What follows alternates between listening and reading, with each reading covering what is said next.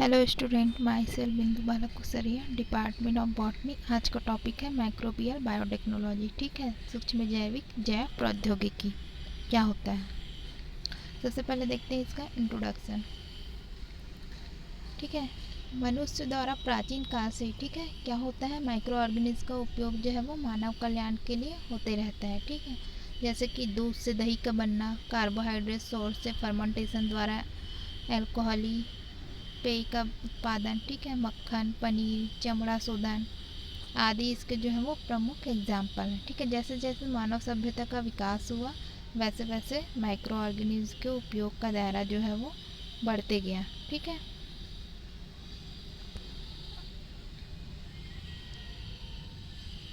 Biotechnology में micro organism के योगदान को समझाने के लिए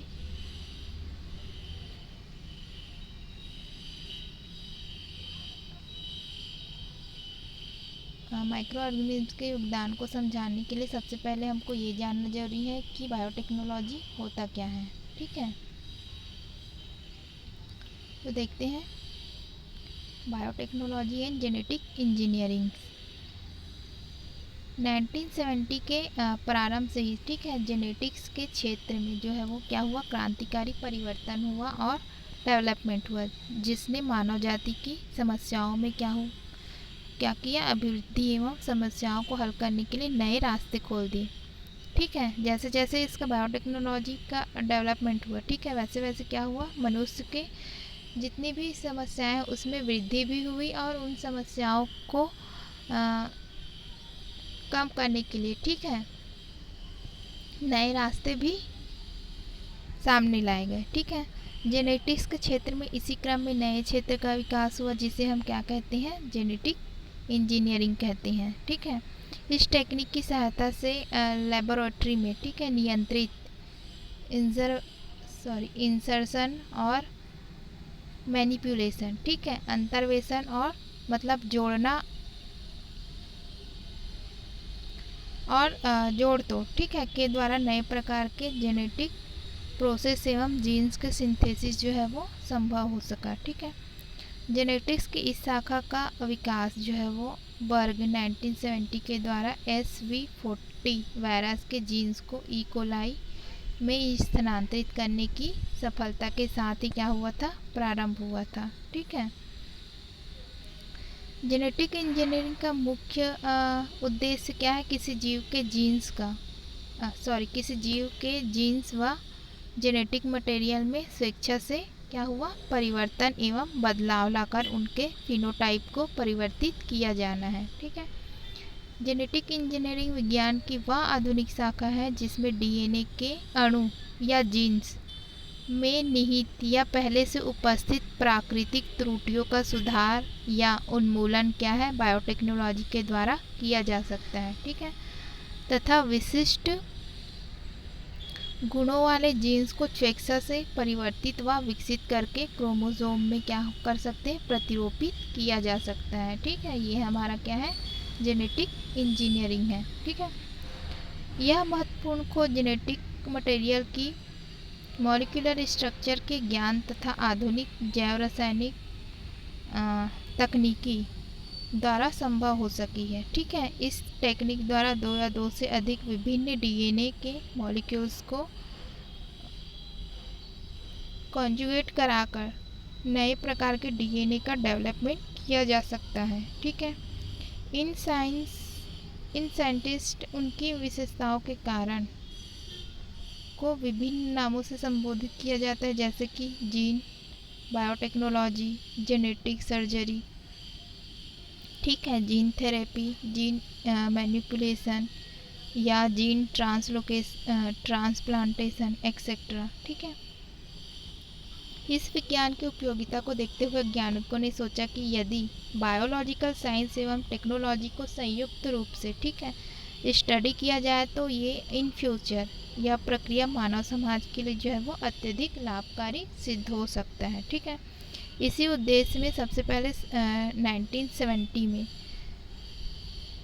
जैव विज्ञान एवं प्रौद्योगिकी को क्या किया गया, संयुक्त करके ठीक है बायोलॉजी की एक नई शाखा का विकास किया गया, जिसे क्या कहते हैं, बायोटेक्नोलॉजी कहा जाता है। ठीक है,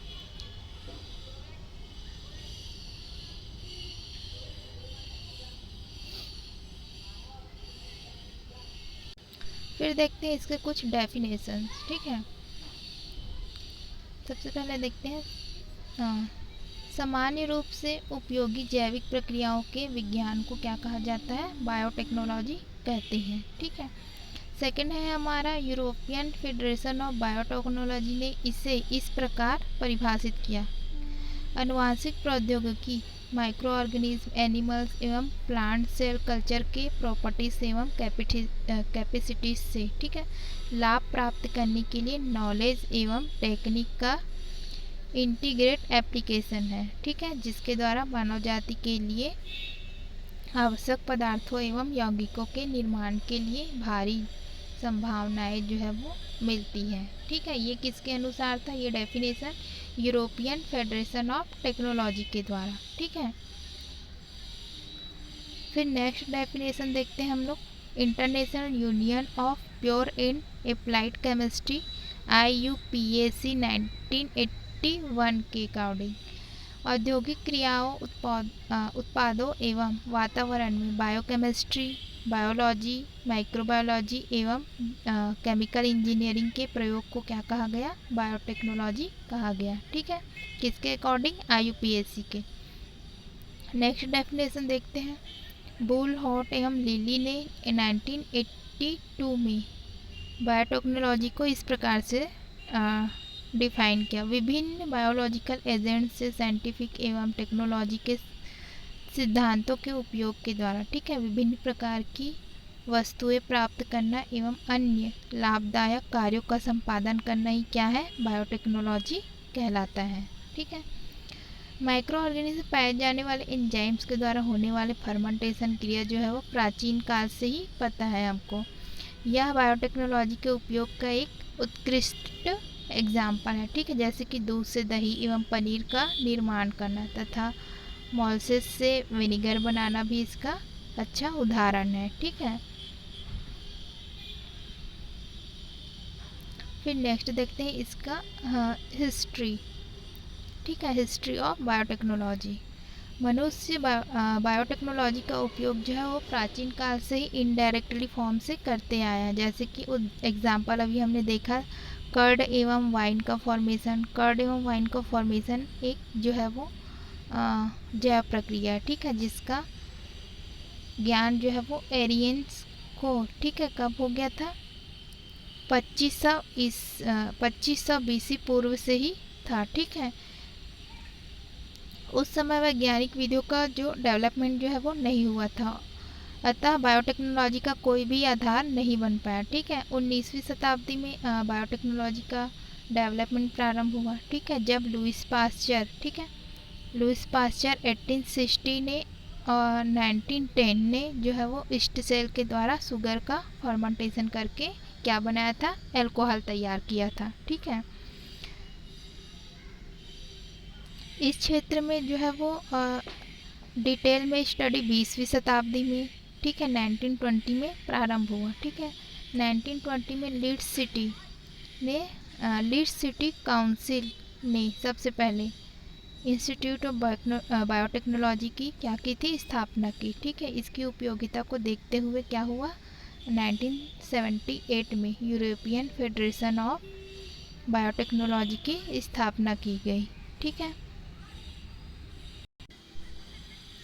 जेनेटिक इंजीनियरिंग के क्षेत्र में जो है वास्तविक अनुसंधान कार्य कब हुआ, 1960 में। ठीक है, स्विट्जरलैंड के बेसिल विद्यालय के प्रोफेसर वर्नर आर्बर के द्वारा रिस्ट्रिक्शन एंजाइम्स की खोज के साथ स्टार्ट हुआ। ठीक है, यह एंजाइम DNA को जो है वो वांछित स्थान पर, ठीक है, सिलेक्टेड साइट पर काटने के काम आता है। ठीक है, 1970 में बैक्टीरियल रिकॉम्बिनेशन टेक्निक के क्षेत्र में नए आयाम जुड़े। ठीक है, जब बर्ग ने SV40 वायरस के जीन्स को बैक्टीरिया के DNA में इंजेक्ट करने में सफलता प्राप्त की थी। ठीक है, इसी खोज के साथ जीन या DNA के स्ट्रक्चर में इच्छा अनुसार, ठीक है, क्या हुआ,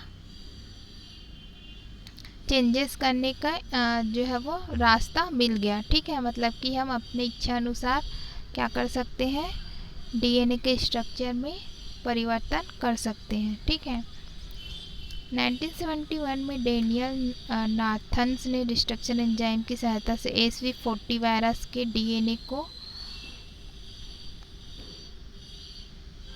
तोड़ने में क्या की, सफलता प्राप्त की। ठीक है, 1971 में ही सबसे पहले पॉल बर्ग एवं उसके साथियों ने रिकॉम्बिनेट डीएनए मॉलिक्यूल्स के विकास में सफलता प्राप्त की थी। ठीक है, प्लाज्मिड एवं डीएनए लाइगेज एंजाइम की खोज के बाद बोयर एवं स्टेनले कोहन ने इकोलाई में प्लाज्मिड का क्या किया, प्रत्यारोपण करने में सफलता प्राप्त की थी। ठीक है, बायोटेक्नोलॉजी एवं जेनेटिक इंजीनियरिंग मानव समाज के लिए उपयोगी होने के साथ साथ हानिकारक भी होती है, क्योंकि इसके द्वारा जेनेटिक्स के क्षेत्र में लाभकारी परिवर्तन के साथ साथ अत्यधिक हानिकारक परिवर्तन भी संभव होते हैं। ठीक है, ये तो थे इसके कुछ हिस्ट्री, इतिहास, ये कैसे बायोटेक्नोलॉजी की खोज हुई थी। फिर नेक्स्ट देखते हैं एम्स ऑफ जेनेटिक इंजीनियरिंग, अनुवांशिक अभियांत्रिकी के उद्देश्य। ठीक है, जीव की डिस्टर्ब्ड न्यूक्लियोटाइड चेन को, ठीक है, सामान्य न्यूक्लियोटाइड चेन्स के द्वारा प्रतिस्थापित करना, ये इसका एक उद्देश्य है। सेकंड है जीव के लक्षण प्रारूप, ठीक है, फिनोटाइप में इच्छानुसार परिवर्तन करना। ठीक है, ये इसका दूसरा एम्स था। ठीक है, फिर देखते हैं scope and importance of biotechnology. ठीक है, जैव तकनीकी का विषय क्षेत्र एवं महत्व क्या क्या है। वास्तव में आधुनिक जैव तकनीकी, ठीक है, एवं इंटरडिसिप्लिन एक्टिविटी है, जो कि biochemistry, microbiology, genetic engineering, physiology, chemical engineering, biophysics, metallurgy, fermentation etcetera technique से घनिष्ठ रूप से क्या है, संबंधित है। ठीक है,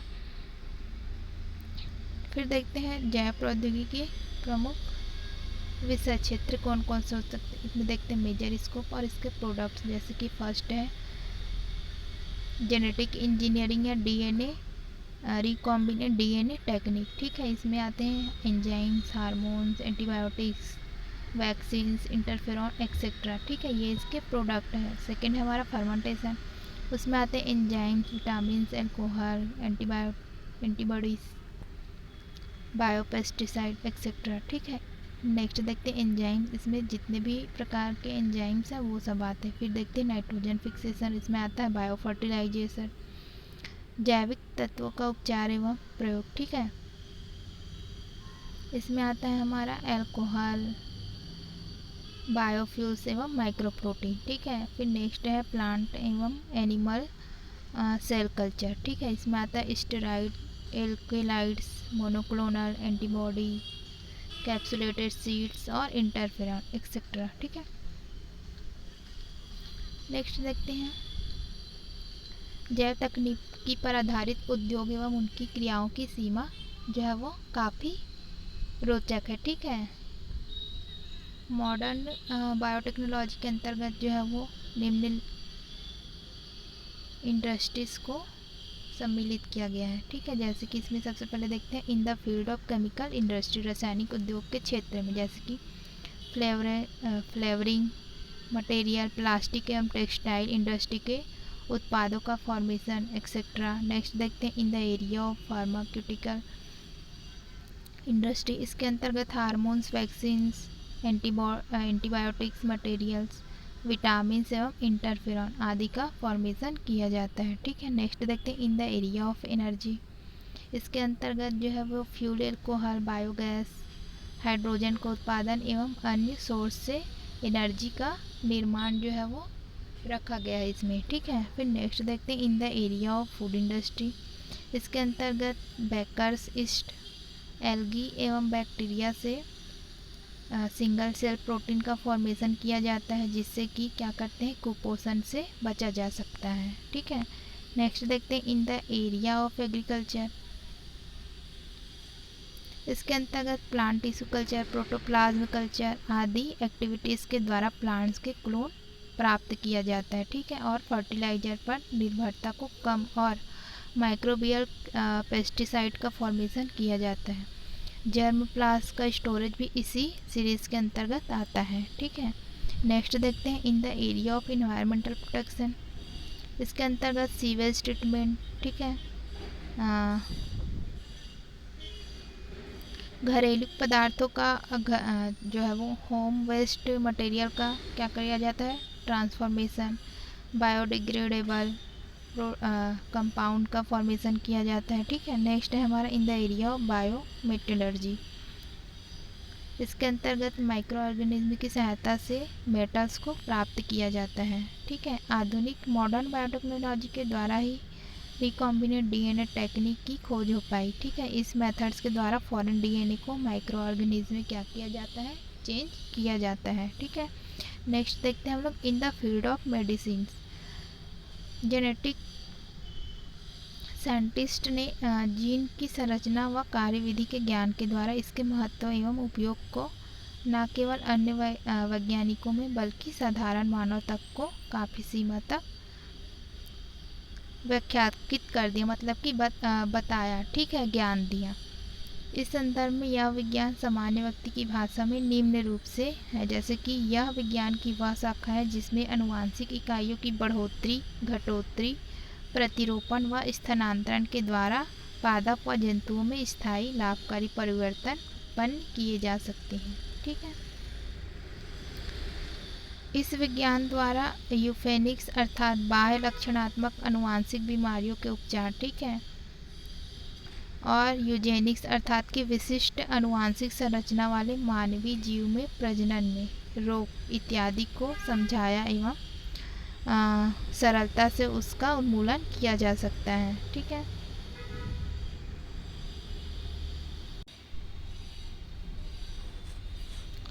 जेनेटिक इंजीनियरिंग की मुख्य समस्या असामान्य विकृति जो प्राकृतिक कारणों से उत्पन्न हुई है, ठीक है। न्यूक्लियोटाइड चेन को सामान्य नॉर्मल चेन द्वारा विस्थापित करना होता है, ठीक है।